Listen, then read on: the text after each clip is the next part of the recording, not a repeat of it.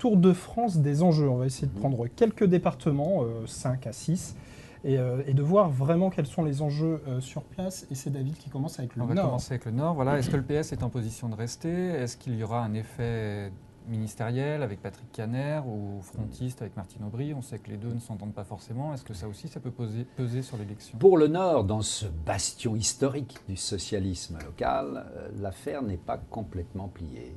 Le PS est, jusque dans ces bastions, exposé. Alors certes, au plan local, le bilan de Patrick Caner n'est pas considéré comme un bilan médiocre.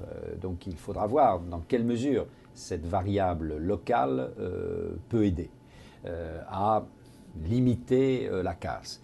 Mais dans le Nord, il y aura à la fois, bien sûr, la concurrence de l'UMP et de l'UDI, mais il y aura également la concurrence du Front National. C'est un des départements où la dynamique du Front National et sa capacité à troubler le jeu peut être non négligeable. Parce que là, pour l'instant, on parle du premier et du second tour, mais il faudra voir s'il y a des élus du Front National, et dans le Nord, c'est loin d'être impossible. Il faudra voir le troisième tour et le rôle que pourront jouer, si on a une gauche et une droite qui sont roue dans roue, le rôle décisif que pourra jouer le Front National. Autre grand département en population et autre département de gauche, les Bouches-du-Rhône. On a l'impression là-bas que le PS est un peu en ruine, je dirais, pour utiliser un terme forme depuis les municipales. Alors, est-ce qu'il a peur de Guerini et est-ce que Guerini, Jean-Noël Guerini, est intouchable dans son département? Écoutez, jusqu'à maintenant, en effet, M. Guerini paraît difficilement touchable. Il a une capacité de résistance, il y a un système Guerini de maillage du territoire qui a été mis en place, qui résiste. Il y a une capacité à nouer des liens avec d'autres formations que les seuls anciens déçus du Parti socialiste. Il semble que Guerini et ses candidats restent en position centrale et qu'au fond, le Parti socialiste a beaucoup de mal à reconquérir le guérinisme parce qu'il n'est pas porté, c'est le moins qu'on puisse dire, par un courant national. Donc ce sont de vieilles structures départementales de clientélisme qui résistent. Pour autant, ça fait une division de plus dans les Bouches-du-Rhône, puisqu'il y a le PS d'un côté et les guérinistes de l'autre. Est-ce que ça ne donne pas un boulevard ou une ouverture, on va dire, à la droite? Ça donne une ouverture à la droite. C'est un des grands départements de gauche qui pourrait être pris par la droite. Et il faut voir, si vous voulez, que dans la culture politique française, c'est important. Vous savez, dans les congrès socialistes, depuis des décennies, on disait toujours, un congrès socialiste, comment ça se gagne? Ça se gagne par les Bouches du Nord. C'est-à-dire les Bouches-du-Rhône, plus le Nord. Voilà, si on contrôle ces deux départements, on gagne tout congrès socialiste. Le moins qu'on puisse dire, c'est que le dispositif... Est-ce que le PS ne paye pas aussi ces tergiversations dans ces affaires? Oui. Bien sûr, ça fait très longtemps, en effet, il y a eu de multiples débats internes au Parti socialiste, que cette question du guérinisme, de l'usure d'un système de pouvoir dans le département des Bouches-du-Rhône est posée. Et au fond, le Parti socialiste a toujours été très ennuyé, trop ennuyé par cette affaire. Alors, il y a les départements qui pourraient revenir aussi au Front National. Oui. Dans l'Aisne, il y a un sondage au Doxa pour le Parisien qui donne 41% pour le FN au premier tour. Là, même sans réserve, sans beaucoup de réserve, c'est gagnable pour lui. Et il y a aussi le Vaucluse et le Var. Vous pensez que ces trois départements là, peuvent... C'est pas impossible. Alors l'objectif fixé par Marine Le Pen est modeste. Elle dit un département. Oui. Comme ça, s'il y en a deux. Voilà, comme ça, s'il y en a deux, elle ne pourra que crier au raz-de-marée. Hein. Et parmi ces départements, en effet, il y a le Var et le Vaucluse dans le sud et l'Aisne dans le Grand Nord français.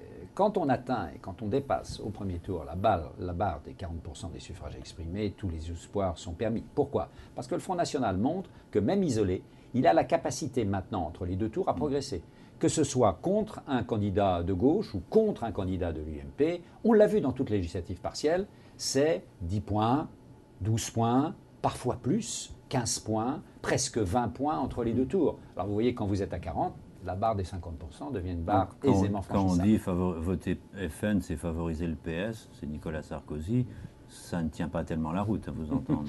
Alors, bon, cette affaire, bon, si vous voulez, en effet, c'est extrêmement polémique comme argument, mais il est vrai que dans certains départements, voter pour le Front National peut permettre une certaine résistance de la gauche, parce que c'est autant de voix qui vont manquer au capital des droites. Hein. Mais c'est un argument qui maintenant... Jusqu'à un certain seuil, ça tient. Voilà, mais bien sûr, après, bien sûr, bien sûr. On passe au département suivant, l'Essonne, où Oui. Nicolas Sarkozy, justement, et Manuel Valls étaient tous les deux en meeting, chacun de leur côté, hier, un département clé, et la Corrèze. Alors l'Essonne, c'est le département de Manuel Valls, puisqu'il a été très longtemps maire d'Évry.